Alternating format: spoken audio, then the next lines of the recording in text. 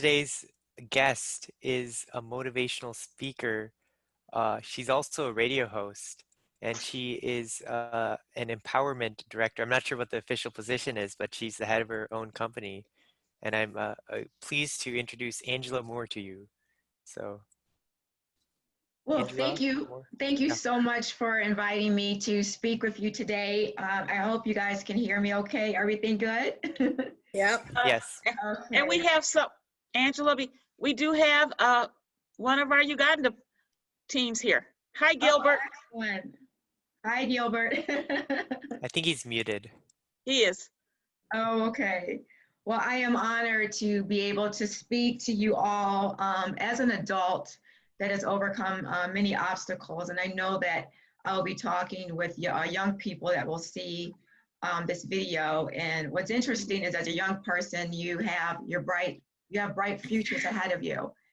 And I want to tell you a story, and it is my story.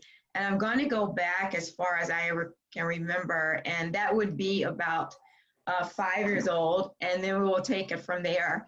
So when I was 5, I was like many 5-year-olds. I woke up with the expectation that I was going to spend time with my parents, play with my friends, fight with my brothers, and go to sleep feeling relatively happy. This would change as my parents would become divorced. I would move away from my friends and no longer live with my brothers. And my days ended with nights of sadness and loneliness. This was this was my life for years. And then we moved to a small, beautiful house in a wonderful neighborhood.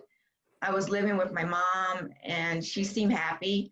I had made new friends. My brothers were now living with me. And at this point in my life, I was going to sleep at night feeling really happy and secure. I was going to a school with really nice teachers and beautiful classrooms filled with wonderful books. There was a wonderful woman named Lucy that lived across the street, and she had this really big fat dog named Baby. And I soon realized why Baby was so fat, because Lucy used to feed her lots of food. And Lucy would also feed me really big peanut butter and jelly sandwiches and really big pieces of chocolate cake. And I had a beautiful family that lived next door to me. I had a wonderful family that lived underneath, because we lived like in a duplex. And next door, there was a lovely man who had a very friendly cat that I played with constantly. Essentially, I was living a very happy life. But this would change, however, as my mom would make the decision to move to another side of town. And on this side of town, things were drastically different. While I was with my mom and brothers, we would live in a house that was unsafe. It was unclean and it was unhealthy. My neighborhood was unsafe. My school was unsafe. I was routinely bullied, and I was terrified to get on the bus, terrified to go to school, terrified even during the ride home. The teachers were not nice and the books were limited. On one side of my house was a lady that was an alcoholic that would yell and curse at anyone that walked by.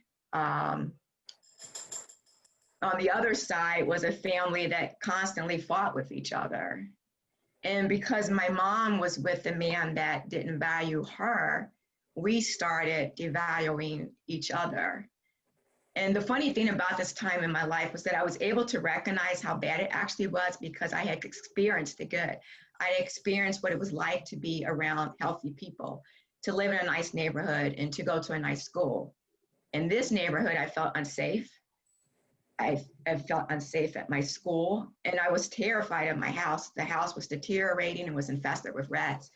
I very quickly recognized how bad our living situation had become. It was like a sickness had overcome my family. My mom seemed very unhappy. My brothers were fighting with each other, and I was really extremely unhappy and sad. I would experience neglect and abuse in this house. My innocence would be taken, as well as at that point in my life, my hopes and dreams. And then one night, my mother suffered a massive stroke and died the following day. I was devastated. Following my mother's death, I went to live with my aunt and uncle at my grandmother's old house. Once again, I would no longer be living with my brothers. And once again, I would have to find a new way of living. Fortunately, I was able to, at this time, I was living in a fairly safe neighborhood. I was attending a very nice school. I started to make new friends. And this was also during my first year of high school. And what I did not, however, realize at the time, though, was that I was really grieving for my mom. And I was also grieving for my brothers. And ironically, I was even grieving for the crazy life that as I knew it. I don't recall making many new friends. I was just kind of merely existing. And then in the 10th grade, I decided to go out to the track team during during the first day of tryouts. The track coach said to me, "You are going to get a full track scholarship to school." And when the coach said that to me, I realized that he saw something really special in me that I did not see in myself. What he planted in me was hope and the expectation that I could have a brighter future. What I also discovered was that I had talents and abilities that would create opportunities for me then and throughout my life. Each step I took on the track was a step towards a brighter future. Every day I ran, I developed higher self-esteem, more self-confidence. I also recognized that when I would run, I would feel better about myself and my past experiences. I started to heal wounds that had been inflicted in my past, and I started to run towards my future. I was making friends on and off the track, and doors of opportunity were opening up for me. And I did become a very good track athlete. I not only did I excel on the track, I also started to excel in the classroom. I also started to gain the attention of colleges and universities. I recall when I was running at track meet, actually at George Mason University, there was an opportunity to showcase my ability as a runner. The coach from the University of Virginia was there to watch myself as well as other runners. I had run the 1,000-meter run and had run a relatively good race. And then my next race was really what I didn't realize was my last opportunity to impress the coach from UVA. And it was the 500-meter run. And this was the run for the scholarship, and it actually ended up being the run for my life. So as I'm running around the track and I approached the final turn, it was like something came over me. It's like I pulled away from the other runners as if there was this wind pushing from behind me. And the crowd cheered, and I ran across the finish line, and my track coach, with tears in his eyes, came up to me and he said, "This is what coaches dream to see." And I knew that I had won the scholarship, and I did receive a full track scholarship to the University of Virginia. And this was a very happy time in my life. However, it very quickly turned into a sad time in my life because then my uncle died from brain and lung cancer shortly after my arrival at UVA. And I found myself again grieving and feeling very negative about myself. And I was not dealing with my grief or my heartache in healthy ways. I had formed unhealthy relationships. I was struggling on the track as well as in the classroom. I questioned whether or not I can make it as a student and an athlete at such a prestigious university. And then one day I had a very enlightening experience in my dorm room where I started to see myself in a powerful way. I saw that I had a bright future, but I was going to have to work for it. And most importantly, that I deserved the opportunity to accomplish any dream I dared to dream. I also formed a wonderful relationship with a man that would later become my husband, and we have been together for over 30 years. I began working really hard on the track and in the classroom, and my performance improved because of it. The next couple of years would be years of healing and growth. By my last year in college, I would say I was becoming the person that I wanted to become. I was on the road to get my degree in sociology. I was doing an internship as a social worker, working for Adult and Child Protective Services. And then I received a phone call that changed my life forever. My aunt called to tell me that my youngest brother had died by suicide. Like before, I was devastated by this loss. But unlike before, I was able to grieve in a healthier way. I was able to think about my brother's death more, my brother's life more than his death. And I was able to continue in a healthy way with my own life. I would later continue my education and acquire master's degrees and a number of certifications. I've also been able to create a successful business for myself, and even I have a radio show. And through my business and my radio show, I help people become their best and greatest self through education and empowerment. I have no doubt that even as as I've gotten older, or as I get older, I still have a lot of living to do and many goals to accomplish. I plan to live my life fully and on purpose. And my message to you today is, I've learned at this point in my life that even though life may be filled with trials and tribulations, sad and scary times, you also have the ability, and I believe the responsibility, to live your life in a powerful way. Though you may be able to make excuses because of negative things that may happen to you, you have to fight each day to rise above and become your best and greatest self. It is not the tragic situations in our life that define us. It is how we define ourselves after we experience those tragedies. Your life is going to have ups and downs, accomplishments and challenges. You're going to have opportunities and obstacles. But what you have to recognize is that regardless of situations and circumstances, positive or negative, you always have to strive to do and be your best. And I know there are going to be some times when you may feel less hopeful for your future. But the fact of the matter is that the fact that you are here today tells me that you have a purpose and a destiny to fulfill, and only you can fulfill it.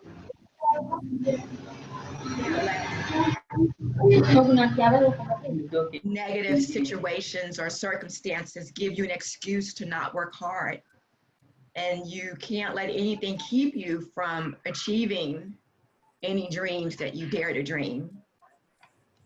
Something that I always say is your do determines you. So what you do will determine where you will determine your life. And something else I always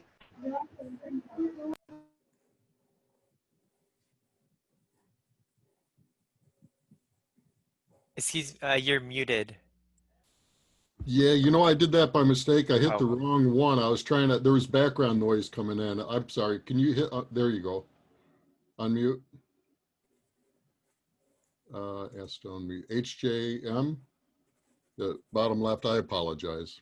no problem. I was trying to get, I heard other noise filtering in. Yes, I could hear that. But essentially what I was saying is you can't let negative situations and circumstances stop you from working hard and taking the responsibility to live your best life.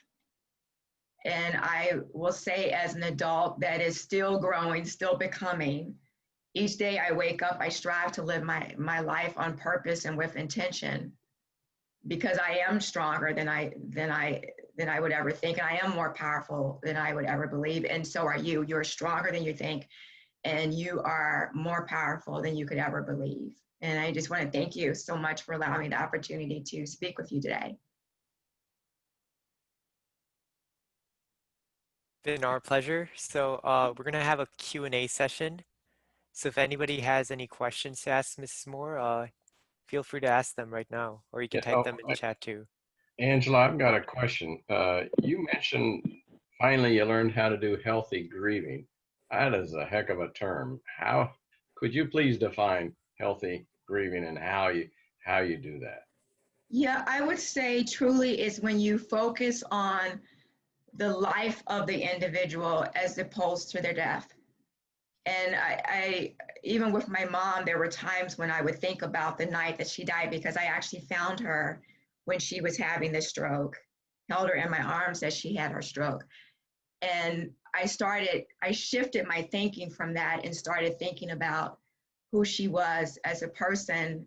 From what I could remember, I thought about the times that we had, the times that I stood on her feet, on her slippers, and danced with her. Beautiful. Angela, The times that that that she talked to me and that we played together. And when you think about the good times that you have with the people you love instead of the sad times, it allows you to grieve and grow through your grief. Thank you for sharing that. Yes, you're very welcome. Any other questions? Monica? Yes, I had a question. So through all like the difficult times and everything, what was the vision or the thought that kept you driven? It's interesting. I've always felt like I am a spiritual person. I've always felt like God has had his eye on me. And I have always felt like I had a higher calling that was bigger than I could see. And honestly, it's been that has driven me to work hard, to push, to do the right thing, even when no one's looking, to always strive to be a person of excellence, regardless of the fact that I may or may not get a reward. And through that, as I have created opportunities for myself, and also as opportunities have been presented to me, and as I've tried to maximize those opportunities, I do so with a very grateful attitude, and I am so just blessed and thankful for the opportunities that are presented to me, for the people that come into my life, for the memories that I'm able to create with the people that are in my life now. And I'm just always trying to be a bigger and better person, because I feel like I have a responsibility to, because I've overcome the obstacles, because I've experienced the tragedies, and I know that there are other people that have overcome obstacles and that are overcome tragedies, and if by me sharing how I've overcome those tragedies, and by me not letting my experiences keep me from helping others overcome theirs, there's a purpose in that, and that's what drives me. Sure. So I also have a question. Mm-hmm. I'm also a runner. I run more of the long distance races, like 5Ks. So I mean, this is not really relating to the message of your talk, but like, what was your favorite race? Was it the 500 meter? I know you mentioned you ran 8,000 meters too. So Yeah, I just actually, it was wanted the to. 1,000 meter, Oh, and 1,000. Oh, okay. yes. Okay. I think I misheard. Yeah. Oh, that's okay. Yeah. Yeah. So Yeah, are you and still sticking with running? yes, I still run. I still run. I often say that's my way of standing still. And that may sound really silly because you're actually running, but it's the one time where I can feel like I can really center myself, and where I feel at peace, which is really strange, because you're running, you're working hard, you're breathing hard, but I feel so peaceful when I'm running. It's wonderful. Yeah. I hope I never have to ever give that up. There's a lot of science behind that too, like when your body releases endorphins after you run, and that's a good way to keep yourself on track. So I'm Oh, happy most to see that you're definitely. still doing that. Yeah. Yeah, if I didn't do that, I don't know where I would be. Yeah, running helps me run towards my goals as opposed to running away. Yeah, running's a great thing. I've been doing it, and I'm in the 70s and still run. And I it's love it. I all love life it. for me too. Angela, one of the things that I heard you say was that until you were 5 years old, your life was pretty happy. Mm-hmm. And having had a lot of clinical training in infant mental health and early childhood mental health, what we know is that strong base that you received before you were 5 years old allowed you to reach out and accept the hope and positive vision that other people gave you later, because you had that experience as a very young child. Mm-hmm. It just really speaks to that importance of very young child experiences.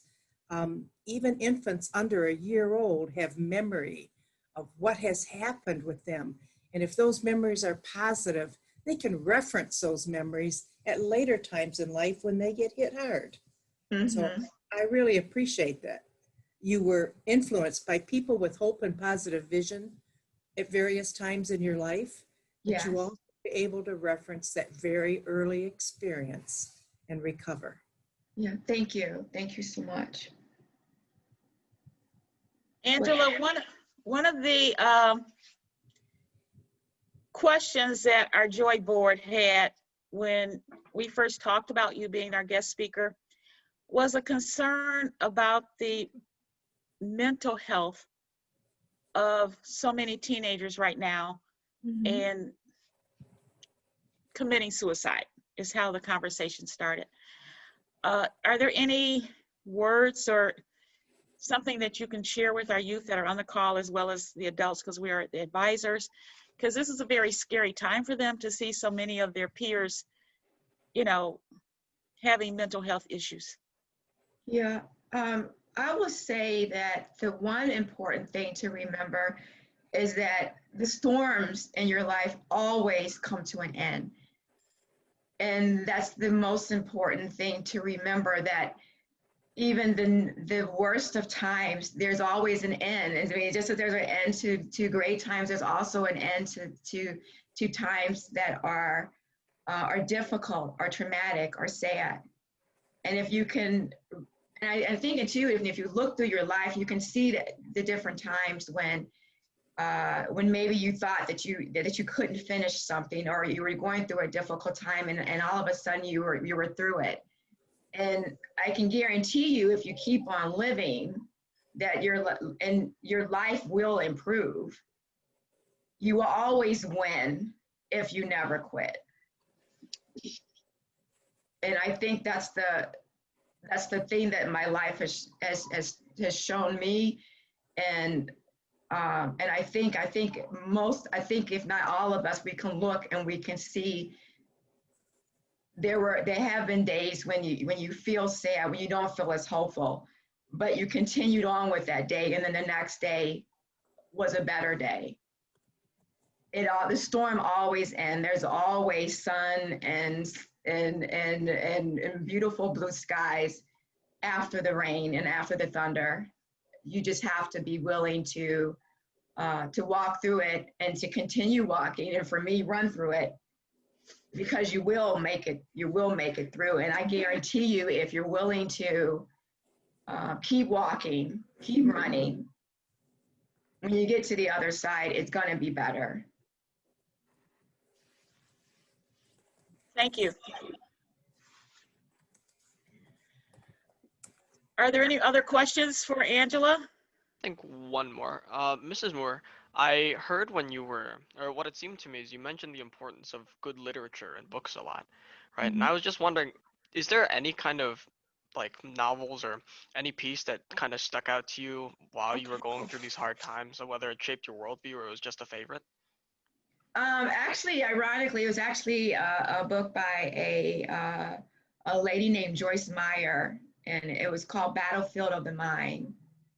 And that was a very pivotal book in my life, because it shifted me away from a victim mentality to a victor mentality. And essentially what the book basically said that, and I'll just say this, she said something very powerful. She said, you may have a reason to make excuses to not do well, but you don't have a right.